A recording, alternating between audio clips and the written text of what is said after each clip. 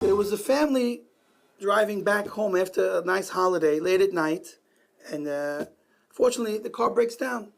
Now, it doesn't sound so scary, depending on where you are, but here in Israel, especially when things are very volatile and there's a lot of threats and concern from the Arabs, it could be very dangerous. And in this particular evening, the car breaks down right in an Arab neighborhood, and they're stuck.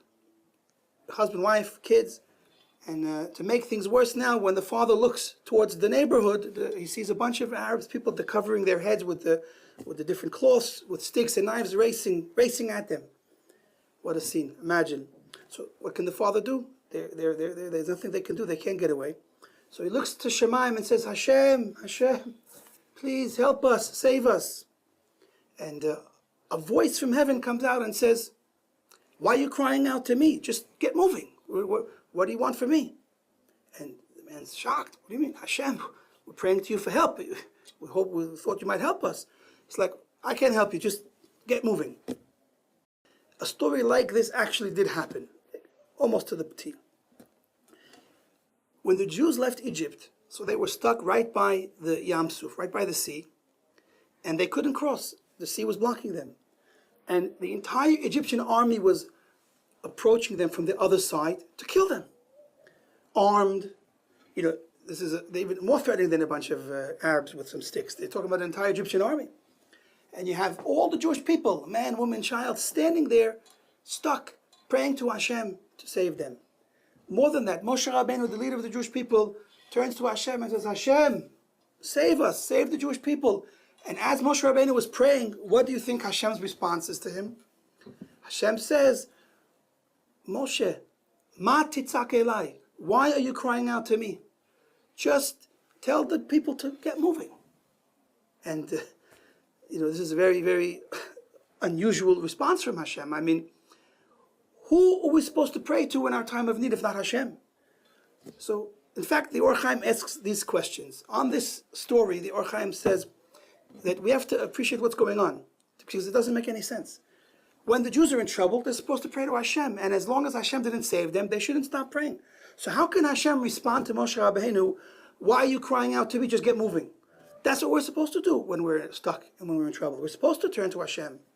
So he answers an unbelievable answer, but in order to appreciate fully his answer, I would like to just preface with an idea, because it's a very deep answer what he says. Now, we know that there's a verse that we say every day, twice a day, Shema Yisrael, Hashem Elokeinu, Hashem Echad. Here, Israel, Hashem is our God, Hashem is one. Now, it's interesting, in this prayer we have the two names of Hashem. We have Hashem, Yud Kei Vav Kei, which the rabbis teach us is a reference to God's attribute of mercy. And we have Elokeinu, which is a representation of Hashem's attribute of din, of judgment, punishment. But these are two opposite names. And it ends by saying Hashem Echad.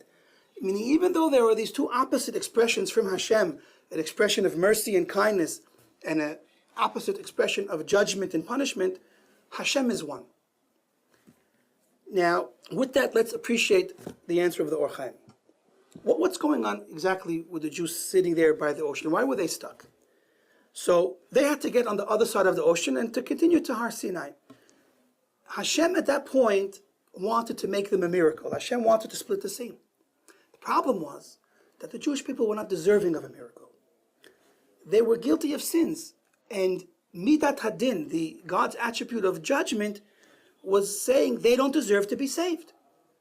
So there was a standstill. Imagine, take two strong people, very strong, muscly people, arm wrestling. And one's pushing this way, the other's pushing that way, and they're at a deadlock. This is a crude example, but we'll appreciate it a little bit. So with that idea, we can understand Hashem's attribute of judgment and mercy. Sometimes they're at odds, and they're pushing each way, and they're deadlocked. I mean, mitzad Hashem's mercy, he wants to save the Jewish people, but mitzad din, they don't deserve. Imagine like this. Imagine husband and wife. The husband has a friend, and he asks his friend for a loan. He wants to give him the money. He's his good friend, and he knows that the person might not be the best at paying back loans, but his heart moves him that he wants to give him the loan anyway. He had heard the whole story, and he wants to give him the loan. He says, but I have to just check with my wife first.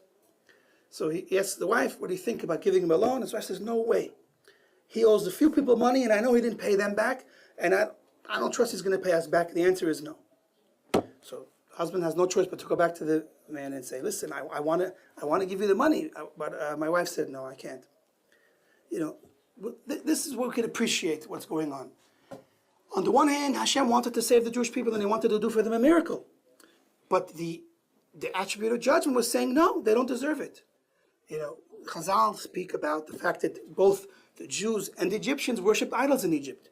And they were saying, how can you save these people that worship idols and kill those people that worship idols? They both are guilty. It's not fair to save one. Now, Hashem loves his people and Hashem wants to save them, but Hashem is also truth and just.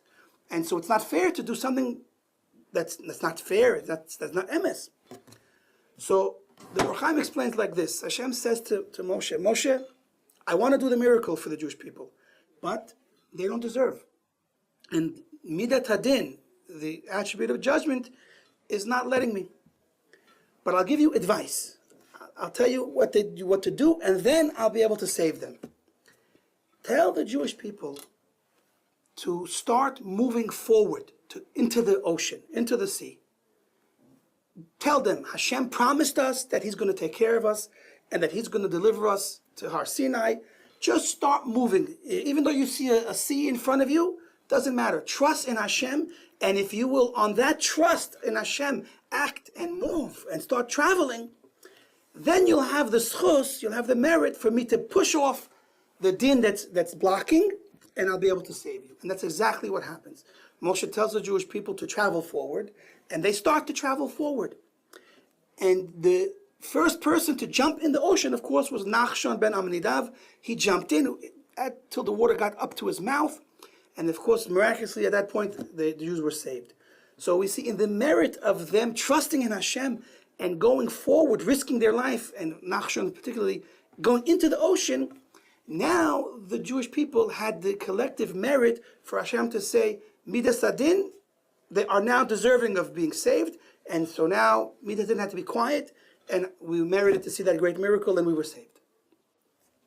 Now, this explanation of the Or Chaim is unbelievably insightful, and with it, it gives us an unbelievable lesson in how we need to try to relate to Hashem.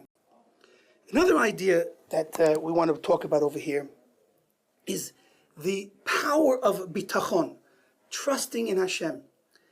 The trusting in Hashem is itself a tremendous chus. If we carry in us trust in Hashem, but more than that, the story shows us, and that we act on it, that we actually are willing to take the risks involved in life because we trust in Hashem, that trust is enough that Hashem will save us, that Hashem will help us. When we're involved in business, in all types of dealings, we have to know that Hashem is with us. And if we have trust in Hashem, that's the first step to take, trusting in Hashem. The trust itself is enough to earn Hashem's blessing and Hashem's protection. So that's the main thing to take out of this story. And it's not only miracles that happen once upon a time. We don't see necessarily the same type of miracles today, a splitting sea. But Hashem splits seas for us in different ways. Maybe within nature. Each person can look in his life and see, when you go 100% with Hashem, then Hashem is 100% with you. And all the little miracles that happen in our lives every day, we can see Hashem there with us, helping us to succeed.